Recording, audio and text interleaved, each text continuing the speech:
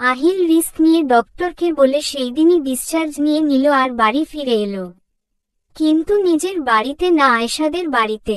আয়েশাদের বাড়িতে এখন কোনো গার্ড নেই, তাই আহিল ঠিক করেছে ও বাড়িতেই থাকবে। আর আরোহী, আহিলের মা, জ্যাক এরা সবাই আহিলের বাড়িতে। অঙ্কুর বারণ করেছিল আহিলকে এতটা রিস্ক নিতে, কিন্তু আহিল তো আহিলই শোনেনি কথা। বাড়ি ফেরার সময় সারা রাস্তায় আনিকা অঙ্কুরের সাথে কথা বলতে চেয়েছিল, কিন্তু অঙ্কুর সেই সুযোগ দেয়নি। তাই বাড়ি ফিরে আহিলের সাথে দেখা করে অঙ্কুরের ঘরের দিকে পা বাড়ায়। আজ অনেকদিন পর আনিকা এই বাড়িতে পা রেখেছে। সময় অনেকটা কেটে গেলেও সবকিছু একরকম রয়েছে। আনিকা ভয়ে ভয়ে অঙ্কুরের ঘরের দরজার সামনে গিয়ে দাঁড়ালো। গিয়ে দেখল অঙ্কুর ওয়াশরুম থেকে মাথা মুছতে মুছতে বের হচ্ছে। আনিকা মনে মনে হাসল, কারণ অঙ্কুরের এটা পুরনো স্বভাব, কোথাও থেকে এসে শাওয়ার নেবে, সে যতই শীতকাল হোক না কেন কোনো সময় এটা বাদ যায় না। আনিকা চুপ করে দাঁড়িয়ে অঙ্কুরকে দেখছে। আজ কতদিন পর অঙ্কুরকে দেখছে ও। এসবের মধ্যেই অঙ্কুরের ডাকে আনিকার ঘোর কাটল। কিছু বলতে চাও?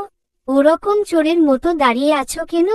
আনিকা ভিতরে এসে বলে, হ্যাঁ আসলে, এই 1 মিনিট আমি চোর। রাগের মুখ। ওরকম লুকিয়ে লুকিয়ে দেখছিলে কেন? চোর না হলে? দেখছিলাম। কোথায়? তোহো, কি করছিলে?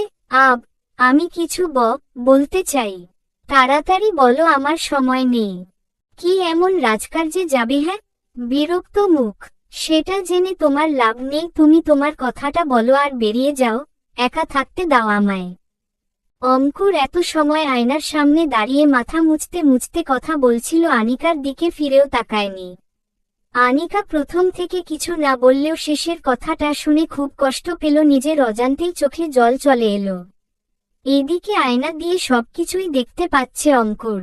আনিকা চোখ মুছে বলে, কেন যাব আমি? এটা তো আমারও ঘর। অঙ্কুর আনিকার সামনে ফিরে বলে, ওহ রিয়েলি?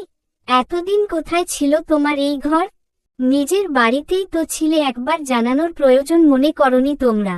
আড়ালে এত কিছু করে গেছো, আর আমি শুধু ভিতরে ভিতরে কষ্ট পেয়ে গেছি। প্রতিটা মুহূর্তেই শেষ হয়ে গেছি এই ভেবে যে তোমাকে আর কোনোদিন ফিরে পাবো না। আমি, মা, আহিল আর আয়েশা বাদে সবাই জানে, আর আমরা জানি না। আমি তোমার হাজবেন্ড হয়ে জানি না কেন? বলতে পারো, কি দোষ করেছিলাম আমি যে এই সব কিছু আমি জানতে পারলাম না? নাকি অধিকারটা অন্য কাউকে দিয়ে দিয়েছো এতদিনে? প্রচণ্ড রেগে টাওয়ালটা বিছানায় ছুঁড়ে ফেলে দিল বলে অঙ্কুর। অঙ্কুর, কি বলছো তুমি এসব? অঙ্কুর কোমরে 2 হাত দিয়ে বলে, ভুল কিছু বলেছি বলে তো মনে হয় না। হ্যাঁ, ভুল বলছো। তুমি এভাবে আমার কথা না শুনে এত কথা বলতে পারো না।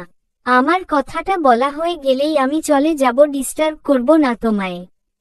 অঙ্কুর নিশ্চুপ। আমার পুরোপুরি সুস্থ হতে প্রায় 15 দিন লাগে। সুস্থ হওয়ার পরপরেই তোমাকে আর ভাইকে প্রথম খুঁজি আর দেখা করতে চাই, কিন্তু মাকে সেটা বলতেই মা আমাকে বলে যে বাবা নাকি অনেক আগেই ফোন করে বলেছে যে আমি যেন তোমাদের বাড়ি না আসি, কারণটা হলো রিক। আমাকে মা বলল ওই ঘটনার কিছুদিনের মধ্যেই নাকি রিক কিছু একটা করেছিল।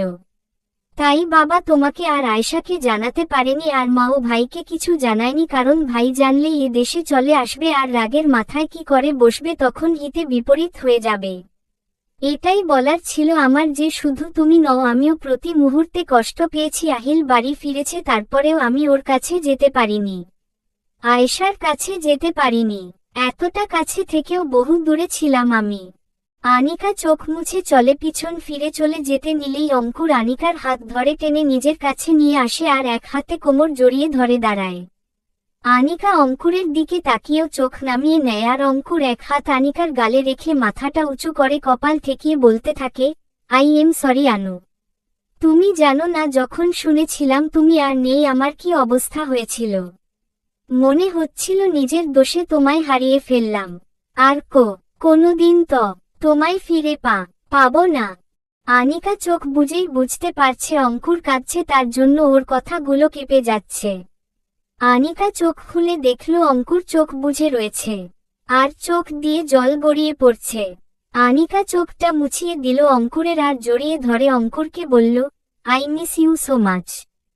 অঙ্কুর আনিকার কাঁধে মুখ গুজে বলে, আই অলসো। প্রমিস করো আর কোনোদিন এভাবে ছেড়ে যাবে না। নেভার। অঙ্কুর আনিকাকে সামনে এনে কপালে একটা ভালোবাসার পরশ দিয়ে আবার জড়িয়ে ধরল আর আনিকা জিজ্ঞেস করল, অঙ্কুর, রিক কেন এমন করছে আর কি এমন করেছিল যে বাবা আমায় তোমাদের কাছে আসতে দিল না, এভাবে লুকিয়ে রাখল? রিক কিসের জন্য এমন করছে তা আমারও অজানা, কিন্তু তুমি তো জানো ওর আর আমাদের কি সম্পর্ক। ও তো তোমার চাচ্চুর ছেলে। ও শুধু তোমাকে মারতে চায়নি, আহিল আর আয়শার মধ্যেও ভুল বোঝাবুঝি সৃষ্টি করেছে। আর তোমার যাওয়ার পর রিক আমাদের প্রপার্টি অফিস সবকিছু নিজের নামে করে নেয়, ঠকি আর আমাদেরকে পুরোপুরি নজরবন্দি করে রাখে যাতে কাউকে কিছু না জানাতে পারি। আনিকা অঙ্কুরের থেকে নিজেকে ছাড়িয়ে বলে, আয়শা আর ভাইয়ের মধ্যে ভুল বোঝাবুঝি সৃষ্টি করেছে মানে? অঙ্কুর বেডে গিয়ে বসল। ইতিমধ্যে অনেক কিছু হয়ে গেছে। এরপর অঙ্কুর সবকিছু বলল আনিকাকে শুরু থেকে। আহিলের বিদেশ থেকে ফিরে আয়শাকে হুট করে বিয়ে করা, তারপর আহিলের সব সত্যি জানা, সবকিছু। ওহ, তার মানে আমাদের মধ্যে যেই ভুল বোঝাবুঝিটা হয়েছে সেটাতেও রিকের হাত থাকতে পারে। আনিকার কথাটা শুনে অঙ্কুর অবাক হয়ে চমকে আনিকার দিকে তাকালো আর আনিকা বলল, হতেই পারে অঙ্কুর, তুমি আমাকে ভুল বোঝনি, বাট আমি তোমাকে ভুল বুঝেছিলাম, তাই আমাদের ঝগড়াও হয়, কিন্তু সেটা সামান্য। সব ঠিকও হয়ে যেত। রিক ফেইল হচ্ছিল নিজের প্ল্যানে আর তাই আমাকে মারতে চেয়েছিল মেবি। বাট এতে ওর লাভটা কি? কেন করছে এসব? লাভ তো নিশ্চয়ই আছে, কেউ শুধু শুধু এসব করবে না। মেবি তোমাদের প্রপার্টির জন্য এই পুরো প্ল্যানটা। অঙ্কুর ঠোঁটে আঙুল দিয়ে থামিয়ে দিল। থাক না এখন এসব কথা। আনিকাকে নিজের কাছে টেনে, এতদিন পর তোমায় নিজের কাছে পেয়েছি, প্লিজ এইসব কথা নিয়ে কোনো আলোচনা নয়।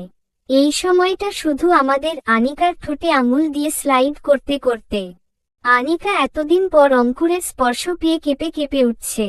ঠোঁটগুলোও কাঁপছে আনিকার। আনিকা শক্ত করে অঙ্কুরের হাত খামচে ধরল। অঙ্কুর বুঝতে পারল আনিকা সম্মতি দিয়েছে, তাই আনিকার কপালে আলতো করে চুমু দিল, তারপর দু গালে দুটো চুমু দিয়ে আনিকার ঠোঁটের দিকে কিছুক্ষণ তাকিয়ে ঠোঁট জোড়া নিজের ঠোঁটের ভাঁজে নিয়ে নিল। আয়েশা আহিলের পাশে বসে আহিলের চুলে বিলি কেটে দিচ্ছে আর আহিল চুপচাপ শুয়ে আছে চোখ বুজে। আয়েশা ভেবেছে আহিল ঘুমিয়ে পড়েছে, তাই আয়েশা আলতো করে আহিলের কপালে চুমু দিল আর সঙ্গে সঙ্গে আহিল চোখ খুলতেই আয়েশা চমকে গেল, এই তুমি ঘুমাওনি? আহিল দাঁত কেলিয়ে বলতে লাগলো, না, এত সুন্দর একটা চুমু পেলাম, শালা আগে জানলে এত খাটোতাম নাকি, অ্যাক্সিডেন্ট করে আহিল প্লিজ। আয়েশা আহিলকে থামিয়ে বলে, এসব বাজে কথা বন্ধ করো তুমি।